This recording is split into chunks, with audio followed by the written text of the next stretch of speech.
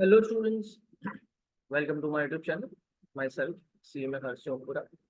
सो अभी तक हमने जो मोमेंट्स के अंदर दो वीडियोस किए हैं, उसके अंदर मैंने समझा दिया कि what is the meaning of central moment and what is the meaning of raw moment and how you can convert raw moment into central moment. तो वो सम्स बहुत इंपॉर्टेंट है जो रॉ मोमेंट्स को सेंट्रल मोमेंट में convert करते हैं। वैसे वाले MCQs में आने का चांसेस बहुत ज़्यादा है। ठीक है, इस वीडियो के अंदर मैं आगे फर्दर ये चैप्टर को कंटिन्यू करूंगा और ये चैप्टर का लास्ट पोर्शन होगा क्योंकि ये इजी वाला पोर्शन ही है। ये भी आपको पूछ सकते हैं, तो ये वीडियो भी बहुत ही अच्छे से देखना। तीनों वीडियो अगर आपने अच्छे से देख लिए हैं तो पूरा चैप्टर आपको अच्छे से समझ आ जाएगा। It is my guarantee. ठीक है, अगर आपको ये वीडियोस अच्छे लग रहे हैं तो please do like share and subscribe as much as possible. Okay, चलो इसी के साथ स्टार्ट करते हैं। अभी तक आपने सीखा रॉ मोमेंट, सेंट्रल मोमेंट, ये सारी चीजें सीखी। अब ये चैप्टर के अंदर आगे सीखना है, that is skewness. Skewness and कर्टिसिस। Skewness को डिफाइन करता है, स्क्यूनेस को डिनोट करता है बीटा 1। स्क्यूनेस को डिनोट करना है बीटा 1 से और कर्टिसिस को डिनोट करना है बीटा 2 से। ठीक है, कर्टिसिस।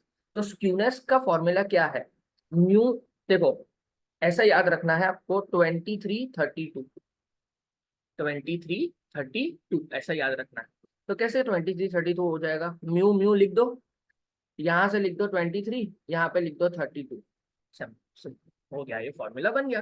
2332 मतलब क्या? म्यू 3 का स्क्वायर अपॉन म्यू 2 का क्यूब। Simple as that. ये आपका स्क्यूनेस का फॉर्मूला है। 2332 अगर आपने याद रख लिया तो काम हो जाएगा। कैसा फॉर्मूला है 2332? मतलब म्यू 3 का स्क्वायर एंड म्यू टू का cube, that would be your formula. Mu 3 का स्क्वायर अपॉन म्यू 2 का cube, that would be your skewness. Kurtosis, kurtosis कैसे याद रखना है? 422, सीधा 422। मतलब beta 2 is equal to mu 4 upon mu 2 का स्क्वायर। म्यू 4 अपॉन म्यू 2 का square, that would be your kurtosis. Okay, 2332 and 422 याद रखना है, तो आपका काम हो जाएगा। फिर उसके बाद फॉर्मूला है coefficient of skewness. Coefficient of skewness को गामा, इसको गामा कहते हैं, गामा 1। ओके, गैमा, गैमा बोलते हैं, गामा बोलो, it is up to you. Gamma, gamma, ठीक है। Gamma 1 is equal to under root beta 1। Okay, that would be beta 1। मतलब ये बीटा 1 आपको फाइंड आउट करना पड़ेगा। कोएफिशिएंट ऑफ स्क्यूनेस के लिए आपको क्या फाइंड आउट करना पड़ेगा? पहले स्क्यूनेस फाइंड आउट करना पड़ेगा। वो स्क्यूनेस आप जैसे ही फाइंड आउट करोगे, ये स्क्यूनेस वो इसके अंदर रूट में पुटअप कर दोगे तो आपको गैमा 1 मिलेगा। ओके, उसको बोलते हैं coefficient of skewness. Coefficient of skewness gamma 1 is equal to under root beta 1। और कोएफिशिएंट ऑफ कर्टिसिस कैसे मिलेगा? पहले आपको कर्टिसिस फाइंड आउट करना पड़ेगा, म्यू 4 अपॉन म्यू 2 का स्क्वायर करके। फिर उसके बाद बीटा 2 - 3 करके आपको गैमा 2 मिलेगा, that is coefficient of kurtosis. Simple as that.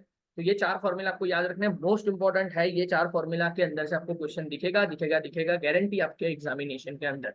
Okay, अब कैसे आपको जजमेंट लेना है? अगर आपको बोले कि टाइप ऑफ कर्व, आपको ये भी पूछ लेंगे कि आप coefficient of skewness find out करो या स्क्यूनेस फाइंड आउट करो या कर्टिसिस फाइंड आउट करो और explain which type of curve, curve का टाइप कौन सा होगा।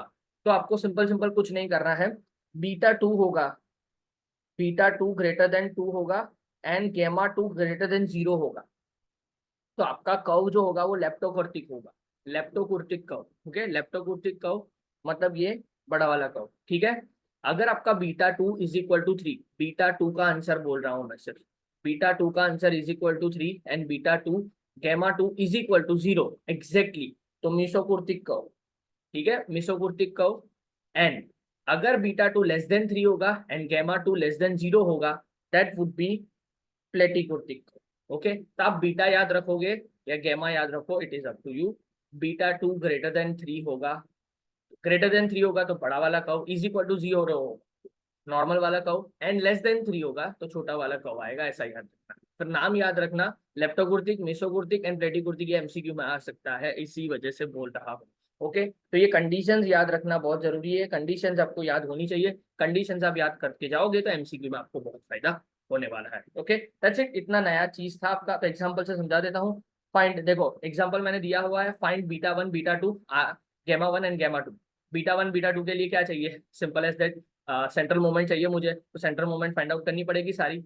एंड गेमा के लिए तो बीटा चाहिए मुझे, तो सीधा सीधा यहाँ पे देखो XI दिया हुआ है 12 13 17 18 20। तो पहले मैंने क्या करना है, बीटा 1 बीटा 2 का फॉर्मूला देखो, बीटा 1 बीटा 2 का फॉर्मूला क्या है? 2332। हाँ, 2332 और यहाँ पे 422। मैं ऐसे ही आपको बोलूंगा ताकि आपको याद रह जाए। तो इसके लिए हमें क्या चाहिए? Central moment. सेंट्रल मोमेंट के लिए क्या चाहिए? x - x बार एक्स माइनस एक्स बार के लिए क्या चाहिए, एक्स बार फाइंड आउट करना है। एक्स बार फाइंड आउट करने के लिए पहले मुझे एक्स आई का टोटल करना पड़ेगा 80, sigma x i upon n that is 80 divide by 5 that is 16 would be my x bar. X bar जैसे ही आया तो एक्स माइनस एक्स बार का कॉलम बनाया, एक्स माइनस एक्स बार का कॉलम बनाया, फिर एक्स माइनस एक्स बार का स्क्वायर मतलब इसका स्क्वायर। ओके, फिर क्यूब के लिए क्या करना होता है, इसको इसके साथ मल्टीप्लाई कर देना होता है। इसको इसके साथ मल्टीप्लाई कर दोगे तो क्यूब भी मिल जाएगा आपको, एंड स्क्वायर वाले का स्क्वायर कर दोगे तो एक्स माइनस एक्स बार का पावर 4 भी आपको मिल जाएगा। डन है। ये सिंपल सिंपल हमने ये म्यू 1 म्यू 2 म्यू 3 म्यू 4 कैसे फाइंड आउट करना है ऑलरेडी मैं बता चुका हूँ, तो अब ये ज्यादातर नहीं पता।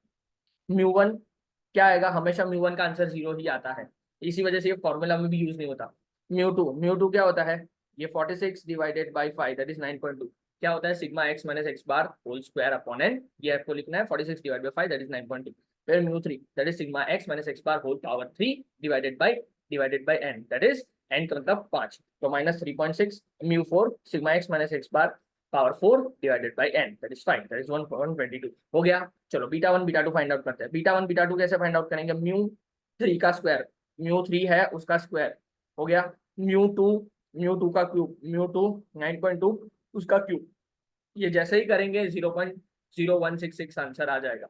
बीटा 2 का फॉर्मूला क्या है, म्यू 4 अपन म्यू 2 का स्क्वायर, म्यू 4 122 लिख दिया, म्यू 2 9.2 उसका स्क्वायर, आपका आंसर 1.44 आ गया। ठीक है, गेमा 1 गेमा 2 करते हैं। गेमा 1 क्या होता है, अंडर रूट बीटा 1, बीटा 1 का आंसर जो आया वो अंडर रूट कर दो तो 0.1228 आंसर आ गया। गेमा 2 क्या है, beta 2 minus three 1.4 minus 3 that is -0 -1.56 minus में आंसर आया, माइनस में आंसर आया मतलब क्या, प्लेटिकूट दिख को माइनस में आंसर है, less than 3 sorry less than 3 आया तो क्या होगा, प्लेटिकूट कव आ जाएगा। माइनस में आंसर आया मतलब लेस देन 3 है ना, तो प्लेटिकूट कव, it is that simple. Less than 3 आया तो ये लेस देन 3 है, देख लो 1.44 क्या है, लेस देन 3 है, और गेमा 2 भी माइनस में है तो देख लो प्लेटिकूट कव।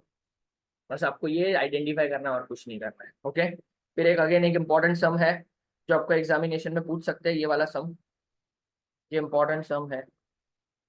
चलो इम्पोर्टेंट सम कर लेते हैं। क्या है, द फर्स्ट 4 मोमेंट्स अबाउट 5, ऐसा जब भी बोले क्या, the first 4 moments about 5, about 5 मतलब क्या, आपने अज्यूम्ड मीन ले लिया है, अज्यूम्ड मीन आपने लिया है, अज्यूम्ड मीन 5 ले लिया है, मतलब आपने एक्स आई माइनस 5 का स्क्वायर ऐसे करके आपने अज्यूम्ड मीन का आपने रॉ मोमेंट्स निकाली होगी, ये चीज उन्होंने बोली है, ये समझना जरूरी है। अगर ये आपको समझ आ गया तो ये सम पूरा समझ आ गया, क्योंकि आपको यही आइडेंटिफाई करना है कि सेंट्रल मोमेंट है कि रॉ मोमेंट है। Okay, the first 4 moments about 5 of a frequency distribution are 2, 20, 40 and 50, मतलब ये म्यू डैश दिया हुआ है, रॉ मोमेंट्स दिया है। देखो रॉ मोमेंट्स मैंने चारों रॉ मोमेंट्स लिख दिए है, mu 1 mu 2 mu 3 mu 4 2, 20, 40 and 50. Find beta 1 beta 2 and interpret them. Also find mean of the distribution. beta 1 beta 2 कैसे फाइंड आउट कर सकते हैं हम, सर beta 1 beta 2 का फॉर्मूला में तो हमें सेंट्रल मोमेंट चाहिए, तो पहले सेंट्रल मोमेंट फाइंड आउट करेंगे, सेंट्रल मोमेंट फाइंड आउट करने के बाद beta 1 beta 2 फाइंड आउट करेंगे, beta 1 beta 2 के फाइंड आउट करने के बाद फिर मीन फाइंड आउट हम करेंगे। That is again an important thing. ठीक है, तो चलो सबसे पहले सेंट्रल मोमेंट फाइंड आउट करते हैं। रॉ मोमेंट से सेंट्रल मोमेंट फाइंड आउट करने के लिए हमारे पास फॉर्मूला है, म्यू 1 हमेशा 0 रहेगा, म्यू 2 का फॉर्मूला है म्यू 2 - म्यू 1 होल स्क्वायर, ये मैंने बोला था रट्टा मारना पड़ेगा, ये 3 फॉर्मूला रट्टा मारने पड़ेंगे, बहुत इंपॉर्टेंट है। Mu 2 - mu 1 whole square.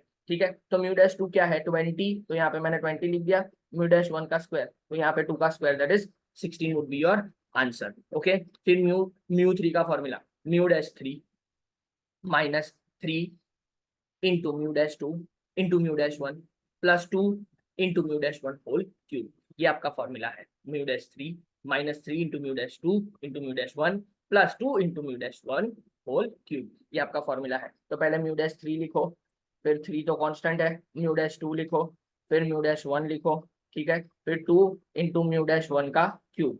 Okay, ये सारी चीज का आपका 40, फिर इन तीनों का मल्टीप्लीकेशन, फिर इन तीनों का 2 का क्यूब इंटू 2 करेंगे तो ये 3 आ जाएंगे, और 64 -64 वुड बी और म्यू 3 एंड म्यू 4 का फॉर्मूला सबसे बड़ा है, म्यू 4 -463 याद रखना है, मैंने बोला था mu 4 -4 into mu 3 mu into mu 1 +6 mu 2 into mu 1 का स्क्वायर -3 इंटू म्यू 1 का होल पावर 4, ये रट्टा मार के जाना, पहले ही बोल रहा हूँ अगेन।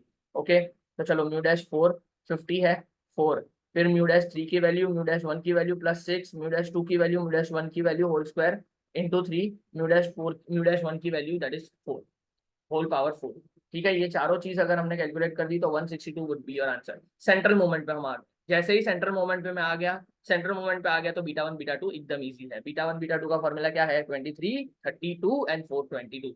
बीटा 1 का फॉर्मूला है mu 3 whole square upon mu 2 whole power 3। Done है। तो म्यू थ्री का स्क्वायर, म्यू 3 क्या था, ये रहा -64 होल स्क्वायर अपॉन 16 का cube is equal to 1, and mu 4 upon mu 2 का स्क्वायर, म्यू 4 क्या है 162 अपॉन म्यू 2 का स्क्वायर, म्यू 2 का स्क्वायर मतलब 16 whole square is equal to 0.633। Okay, अब बीटा 2 का आंसर क्या आया, लेस देन 3। बीटा 2 का आंसर अगर लेस देन 3 आए तो क्या होता है, प्लेटिकोटिक कर्व। इज इक्वल टू आए तो मिसोकुर्तिक, ग्रेटर देन आए तो लेप्टोकुर्तिक। सिंपल है, इतना याद रखना है। ओके, फिर मीन फाइंड आउट करना है, ये मीन का फॉर्मूला याद रखना। ये आपको एमसीक्यू में पूछ सकते हैं, आपको अगेन मैं बता रहा हूँ, एमसीक्यू में पूछेंगे। तो मीन का फॉर्मूला क्या है, x bar is equal A plus mu dash one, A plus mu dash one, ये आपका मीन का फॉर्मूला है। ए प्लस म्यू डैश वन, अगर अज्यूम मीन किया है, अगर अज्यूम मीन है आपका, तो मीन का फॉर्मूला ए प्लस म्यू डैश वन। तो ए कितना है 5 plus mu dash one that is 2, that is 7 answer. Mu dash one का आंसर, म्यू डैश वन बोला है, तो 5 plus 2 that is 7 would be your mean. Okay, तो इतनी चीज है। एक आधा सम छोटा सा होगा, तो अगर वो होगा तो वह एग्जामिनेशन से पहले छोटा सा सम अगर होगा, वो प्रोबेबिलिटी वाला सम है, वो भी मैं करवा दूंगा। एक ही सम बाकी है इस चैप्टर के अंदर, छोटा सा वो। ठीक है, बस बाकी इतनी ही चीजें हैं जो आपको करते रहना है। अगर रॉ मोमेंट है तो सेंट्रल मोमेंट में कन्वर्ट करो, बीटा 1 बीटा 2 एंड इंटरप्रेट करो, simple as that. Okay, done. Thank you so much, keep watching HS Education, I will keep providing this sort of videos. Thank you so much, bye bye.